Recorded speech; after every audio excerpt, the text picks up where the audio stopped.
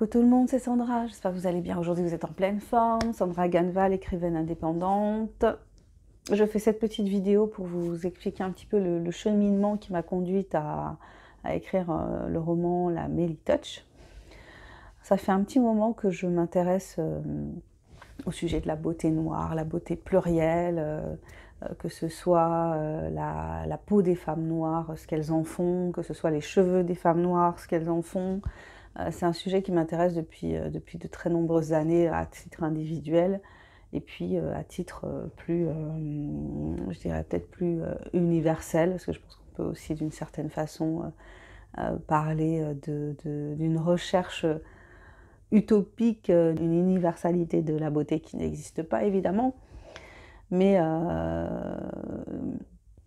m'interroger sur le fait qu'un certain type de beauté peut paraître normal et naturel quelque part, c'est-à-dire plus facilement vu comme beau qu'un autre type de beauté, parce qu'on est quand même dans quelque chose qui vise à se rapprocher d'une sorte de norme qui n'a rien de réaliste, mais qui cependant existe bel et bien. On voit ça très bien à travers les Miss. Si vous regardez les différentes Miss à travers le monde, bah, vous verrez qu'il y a des espèces d'universaux qui se sont mis en place, par exemple par rapport à la taille, qui correspond pas vraiment à quelque chose de réaliste. Hein. Je crois que la taille moyenne, par exemple, des femmes en France, c'est 1,65 m. Donc c'est pas 1,75 m ni 1,80 m, c'est pas la taille mannequin. Pour ce qui est du tour de poitrine ou du tour de taille ou du tour de hanche, je me souviens plus des chiffres, mais voilà, ça n'a pas grand-chose à voir avec cet idéal de beauté féminin qu'on voit à travers les Miss. Donc c'est quelque chose qui m'a toujours interpellée, qui m'a toujours fait réfléchir, du fait même de ma propre couleur de peau, de mes propres traits physiques qui sont des traits négroïdes et qui sont pas des traits valorisés d'une manière générale. J'ai pu vivre ça pendant mon adolescence beaucoup, par rapport à la taille de mon nez, par rapport à mes cheveux qui sont crépus, voilà, une espèce comme d'anormalité du fait que que j'ai ces traits-là, même des remarques qui pouvaient venir de personnes blanches ou même de personnes colorées. Voilà, comme si il fallait que je corresponde à un certain modèle pour être quelqu'un d'acceptable physiquement. Avec toute, finalement, quand on réfléchit, au fil du temps, quand on y réfléchit, avec toute l'absurdité que ce genre de raisonnement peut contenir, en fait. Donc ça fait un moment que je m'intéresse à ces questions-là. Ça ne date pas d'aujourd'hui. En 2009, j'ai démarré un blog consacré aux cheveux crépus, parce que c'était un sujet qui m'intéressait beaucoup, parce que je suis passée par des étapes où je défrisais mes cheveux, où je voulais pas avoir les cheveux crépus en fait. C'était un truc que je trouvais...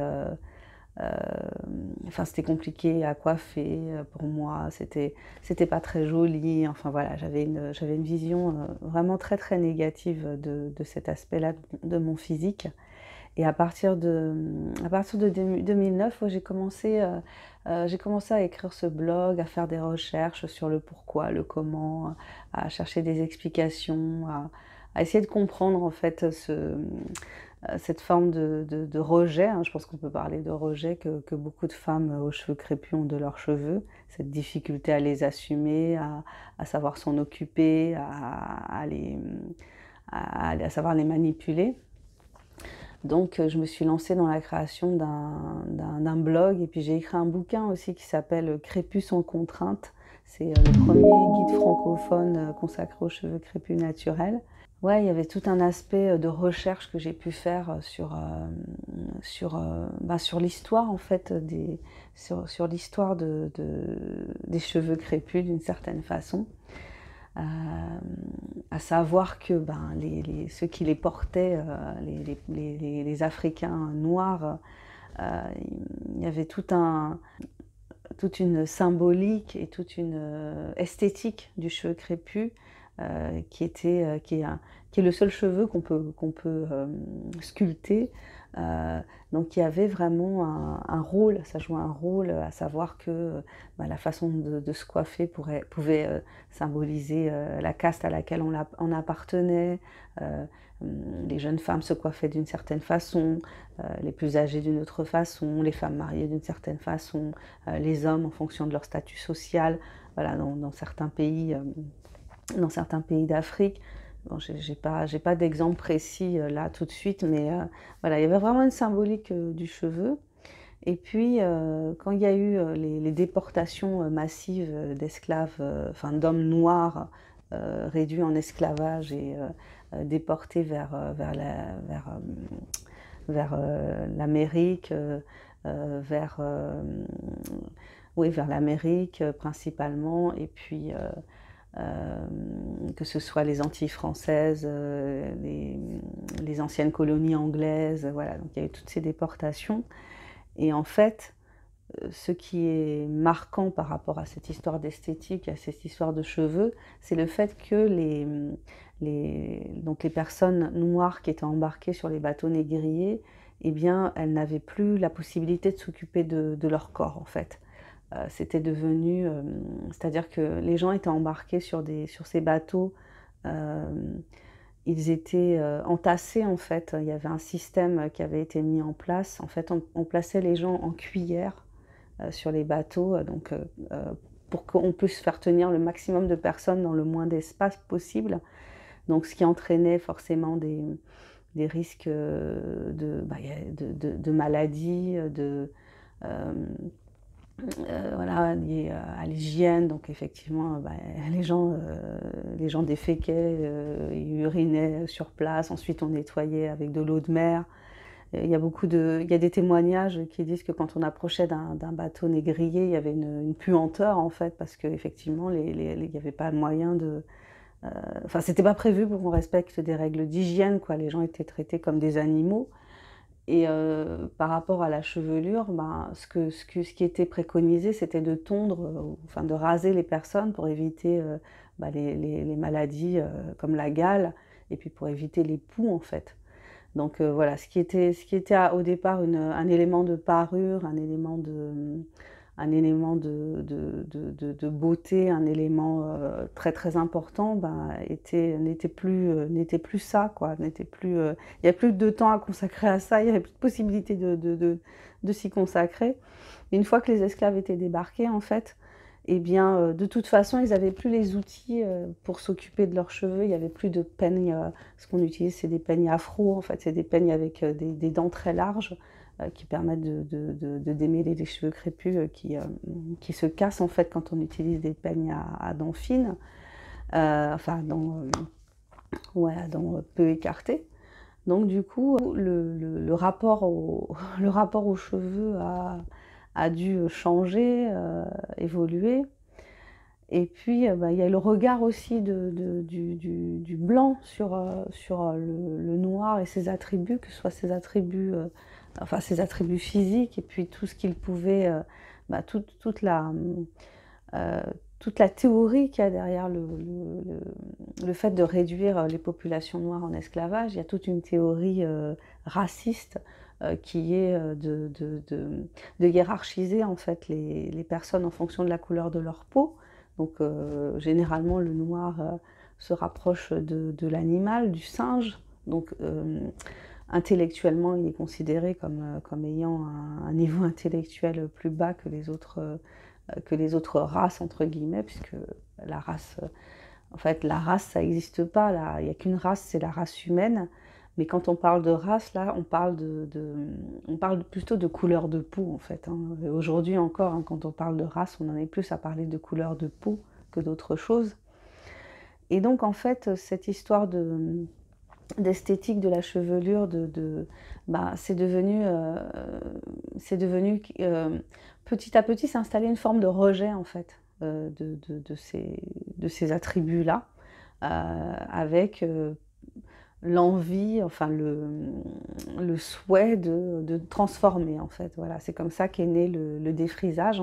On dit que le défrisage, c'est une invention des esclaves noirs américains qui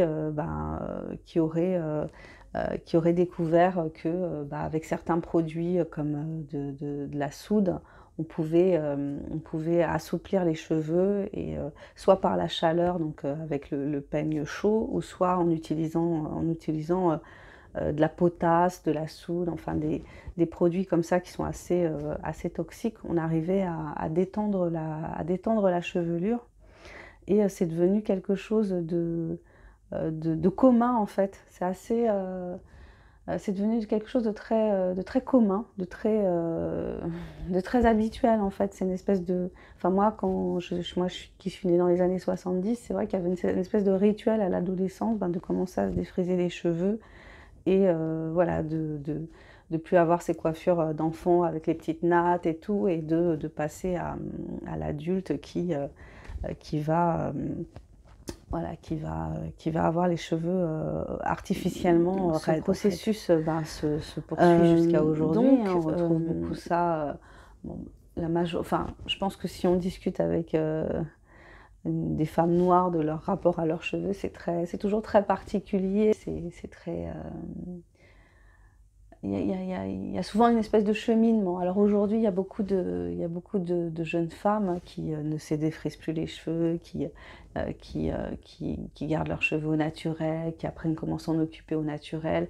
Il y a tout un mouvement qui a eu lieu dans les 10 dernières années. Là, il y a tout un mouvement qu'on appelle, qui est né aux États-Unis et qui est arrivé en France, qu'on appelle le mouvement Nappy, où justement les femmes ont repris un peu ce goût ancestral de s'occuper de leurs cheveux, d'en prendre soin, de les coiffer, de les chouchouter, d'apprendre à les aimer en quelque sorte, à retrouver cette beauté que le naturel peut avoir. Enfin, ça fait longtemps que j'avais envie d'écrire un texte de fiction où je parle des cheveux en fait, où je parle des cheveux crépus. Je trouve que c'est un sujet super intéressant parce qu'en fait, ça a l'air comme ça d'un sujet léger, les cheveux, oh là là, un truc hyper futile. Et puis en fait, on voit que ça rejoint plein d'autres sujets, quoi. C'est un peu tentaculaire en fait. Voilà, quand on parle des cheveux crépus, on parle d'histoire. Je viens de vous parler d'histoire. On peut parler de politique parce que on peut se souvenir que dans les années 70, arborer sa touffe là, de cheveux crépus pour les Black Panthers, pour Angela Davis, pour beaucoup de chanteurs noirs américains, c'était affirmer quelque chose, c'était un geste politique en fait. C'était dire je suis noire, je suis noire, je suis là, je suis fière, enfin avec cette notion de fierté qui est pas toujours très bien comprise, mais qui veut simplement dire pour moi, c'est pas être fier d'une manière absolue de ce qu'on est, c'est juste vouloir dire que je n'ai pas à avoir honte de ce que je suis. Moi, c'est comme ça que je l'entends quand j'entends cette phrase, je suis noire et fière, c'est je n'ai pas à avoir honte de ce que je suis et je n'ai pas honte de montrer ce que je suis. Donc le fait d'arborer son afro à cette période-là, et parfois encore aujourd'hui, hein, et je pense il y a un rôle effectivement politique là-dedans. Et puis, il y a l'aspect politique, et puis il y a l'aspect mode, plus on va être a priori dans quelque chose d'un peu plus léger. Donc la mode, ça renvoie aussi à la culture. Donc comme je disais tout à l'heure, c'est pas si évident que ça. C'est-à-dire que si suivre la mode, ça veut dire se dénaturer, on peut se poser des questions sur la mode. Et donc je parlais tout à l'heure du défrisage, il y a aussi le fait qu'il y ait beaucoup de femmes noires qui portent soit des perruques, soit des tissages, soit des rajouts, voilà, donc, et qui en portent toute l'année, hein, c'est pas juste de temps en temps pour une fête ou pour se faire belle. Voilà, il y a quand même quelque chose d'assez particulier dans ce rapport au corps, dans ce rapport à la chevelure qu'on peut avoir quand on est une femme noire. Et du coup, bah, moi j'avais envie d'interroger ça à travers un roman. Et petit à petit, il m'est venu cette idée de, voilà, aujourd'hui, d'en parler au travers d'une jeune fille, d'une jeune adolescente, enfin d'une adolescente qui a 16 ans dans mon bouquin, qui s'appelle Mel. Et Mel, en fait, elle est vraiment complètement là-dedans. Et pour elle, donc j'essaie de confronter les points de vue, en fait, parce que pour elle, elle est dans une mouvance, dans une mode, en fait. Elle voit pas forcément, elle voit pas forcément tout de suite, même si je mets plein de personnes ou de situations qui font qu'elle est obligée de s'interroger sur ses pratiques. Mais pour elle, voilà, c'est plus un effet de mode. Elle va mettre des tissages, elle veut avoir les cheveux longs, elle veut ressembler à une idole à qui je ne donne pas le nom de Beyoncé dans mon livre, mais qui ressemble beaucoup à Beyoncé. En fait, j'essaie de parler de tous ces phénomènes d'identification qui font que on en arrive à se dénaturer parce qu'on se dit qu'il faut qu'on ressemble à ça pour exister, pour avoir de la place, pour avoir la parole, pour simplement avoir le droit le droit d'être là quelque part, hein, alors que c'est complètement, quand on y réfléchit, c'est totalement absurde. On est là parce qu'on est là, tout simplement. On n'a pas besoin de coller à un modèle particulier pour exister, pour prendre la parole, pour dire ce qu'on a à dire. Mais voilà, donc à travers ce personnage, ben enfin, j'ai réussi à écrire mon livre de fiction qui traite de la question des cheveux crépus. Et donc je suis passée de cette idée-là assez floue à ce livre, à ce roman. Donc je traite les choses avec humour, mais pas un humour, comment dire? J'entends des fois des humoristes qui sont... je suis un peu gênée en fait des fois quand j'entends des humoristes noirs qui parlent de... la dernière fois j'entendais un humoriste haïtien qui parlait d'Haïti justement et qui faisait plein de vannes en fait en se référant à la culture haïtienne. Ma gêne, elle vient du fait que on est tellement peu valorisé en fait. On se valorise, on s'auto-valorise tellement peu, on est tellement peu valorisé dans l'espace que quand il y a des humoristes qui sont sur la place et qui sont encore dans cette dévalorisation, mais avec humour, hein, mais euh, je me pose la question, je me dis, est-ce que c'est vraiment est-ce que l'humour c'est la solution finalement? Voilà, l'humour peut faire passer plein de choses, mais est-ce qu'on est encore dans cette... est-ce qu'on n'a pas plus besoin de valorisation que de dévalorisation, entre guillemets, par humour, en faisant passer des choses vous voyez, parce que c'est... Je ne sais pas si je suis claire, mais voilà, ça me questionne en fait, ça me questionne. Voilà, donc moi, effectivement, j'utilise une forme d'humour. Alors, je sais pas si... Bon, l'humour, c'est toujours pareil, hein. Il y a des gens qui captent, il y a des gens qui captent pas. J'enseigne pas quelque chose, mais j'essaie de faire passer un message. Donc, on dit... c'est peut-être pas la meilleure... j'en sais rien. Voilà, je propose ça, et puis bon, vous verrez bien de toute façon. Voilà, bah écoutez, c'était ça que je voulais partager avec vous, la réflexion qui m'a conduite à écrire ce roman qui va sortir bientôt et qui s'appelle La Mélie Touch. Tout ce travail de réflexion, voilà, de réfléchir à ce que je suis, ce que j'ai été, vers quoi je vais, et des questionnements que moi j'ai pu avoir et que je me rends compte en 2020 qu'il y a plein de jeunes filles qui ont encore ces questionnements-là. Donc peut-être ce livre peut répondre à quelques questions, peut poser des bases, peut donner des pistes. Ok, ben écoutez, si vous êtes allé jusqu'au bout, bravo, je vous remercie. Donc je me représente, hein, pour ceux qui n'auraient pas retenu mon nom, je suis Sandra Ganval, écrivaine indépendante. Vous pouvez me suivre sur ma page Facebook, vous pouvez me suivre sur Instagram. Alors Instagram, c'est pas trop mon truc, mais bon, j'essaie de poster des petites choses de temps en temps. Vous pouvez me retrouver sur ma chaîne YouTube, j'ai une chaîne YouTube. Et puis, bah, vous pouvez découvrir mes livres, les acheter, en parler, bouche à oreille, c'est ce dont a besoin un écrivain pour se faire connaître. Je vous remercie, je vous souhaite une super journée, prenez bien soin de vous et je vous dis à bientôt pour la prochaine vidéo. Bye bye.